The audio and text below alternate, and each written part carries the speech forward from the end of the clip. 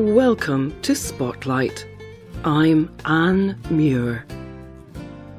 And I'm Ryan Gertzma. Spotlight uses a special English method of broadcasting. It is easier for people to understand, no matter where in the world they live.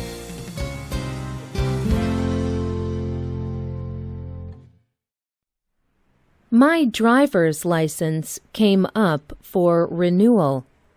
I needed to take a written test of the traffic laws. For days I studied a little book of all the rules. My boyfriend David would try to persuade me to spend time with him. He wanted me to join him for a walk, or go to a party, or even just to talk. I told him I could not take the time. Of course, I got perfect marks on the test. I ran to tell David. "My love," he said, "why would you want to do that?" It was not the response I had expected. Suddenly, I understood that I had sacrificed a great deal for a test that was not very important. I had spent days studying for it that I could have spent in much better ways. This story is from Rachel Naomi Remen. She is from the United States. In that country, every driver must take a written test to get a driving license. But this test is not difficult, and the driver only needs to pass the test. A perfect result does not matter. Remen's efforts to study were extreme and unnecessary. This was a sign that Remen had a problem. Today, Remen is a doctor who studies human health and emotions. She also calls herself a recovering perfectionist. That means she used to be a perfectionist, but she is trying not to be one now. She tells the story of her driving test to show the problems of trying to be perfect. What is a perfectionist? Why was it so important to Remen to get a perfect result on her driving test? Today's Spotlight is on being perfect. Perfectionism is a very complex behaviour. It is part of a person's character or personality. Perfectionists always try to do everything perfectly, without any mistakes, errors, or faults. Some perfectionists may expect other people around them to be perfect too. On her website, Dr. Remen says, Before I began recovering from perfectionism, I felt that I was always falling short, and so was everyone else. Who we were and what we did was never quite good enough. I sat in judgment on life itself. Perfectionism is the belief that life is broken.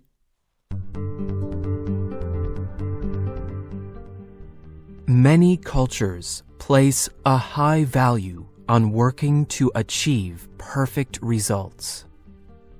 It can be good to always aim to be excellent.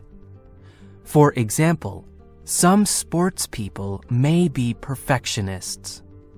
They work hard for the best possible result. They try to perform perfectly in a competition. People also think the famous artist Michelangelo was a perfectionist. This quality probably helped him create his amazing works of art. Sometimes we even depend on the high expectations of perfectionists. For example, when a specialist is performing surgery on our hearts, we would like it to be perfect. But perfectionism can often have negative results. Some people feel that they need to be perfect. They have very high expectations for themselves. Perfectionists measure their worth or value by how well they do everything. This kind of perfectionism can even become a mental disorder. Experts have identified 3 different kinds of perfectionism. The first kind of perfectionism is based on the self. This is when a person requires himself to be perfect. Then, when he fails to do this, he is very disappointed. A man named Paul told his story about this kind of perfectionism to the Mental Health Foundation. I had been trying to do too much, too well, and trying to please too many people. I had been expecting too much of myself for too long, and putting too much pressure on myself. I was creating too much stress. That is a lot of too muches for one person. I stopped looking forward to anything. I felt like I was useless and hopeless.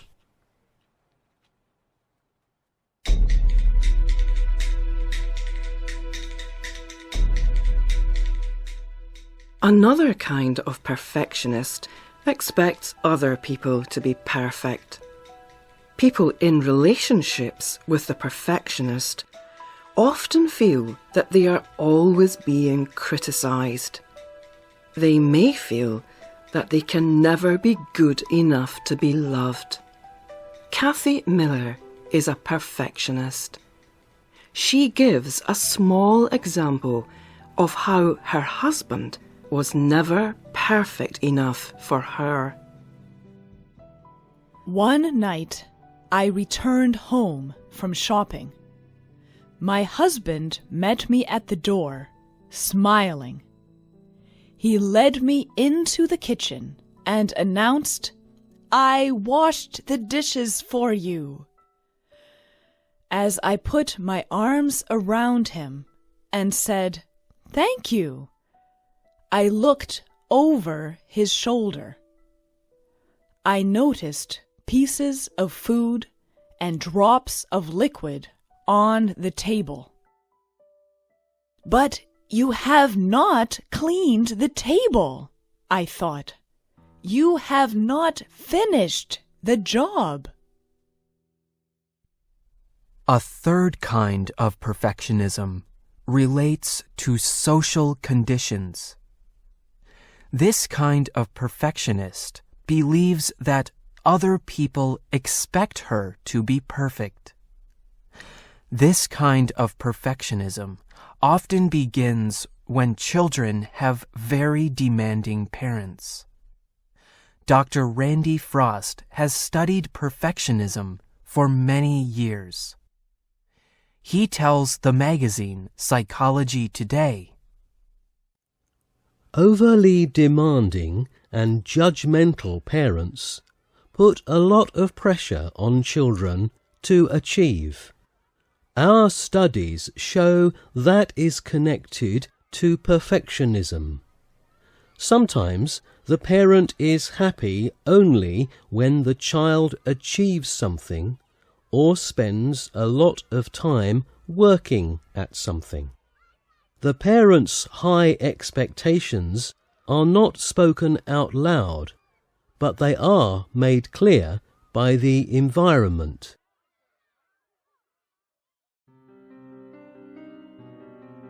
All three of these kinds of perfectionism can have negative effects. Perfectionism can lead to other emotional problems, such as depression, using too much alcohol or other drugs, eating disorders, or even suicide. Perfectionism can also be connected to other physical problems, such as stress problems and heart conditions. However, there are many ways to reduce the need to be perfect. Anne Smith wrote a book called Overcoming Perfectionism. She gives some good ideas about having healthier expectations. The change starts with acknowledging our humanness. We learn to accept the best and worst of who we are. Some things about us will never change. Other parts of ourselves may be altered by life experiences. In the meantime, you are good enough for today, perfectly imperfect. It is not easy to stop being a perfectionist. Remember Kathy Miller, who was not happy with her husband, even when he was helping her? She says that she is trying not to expect perfection. Her Christian faith has helped her to accept her husband and herself. Miller writes, Giving myself grace has been a slow growth process. But I believe that God understands our mistakes, and He is willing to forgive them. We can stop expecting too much from ourselves and others. You and I are already perfect in God's sight. We have nothing to prove. We are accepted. The writers of this programme were Marina Santi and Rena Dam. The producer was Rena Dam. The voices you heard were from the United States and the United Kingdom. All quotes were adapted and voiced by Spotlight. You can find our programme on the internet at www.radioenglish.net. This programme is called Being Perfect. We hope you can join us again for the next Spotlight program. Goodbye.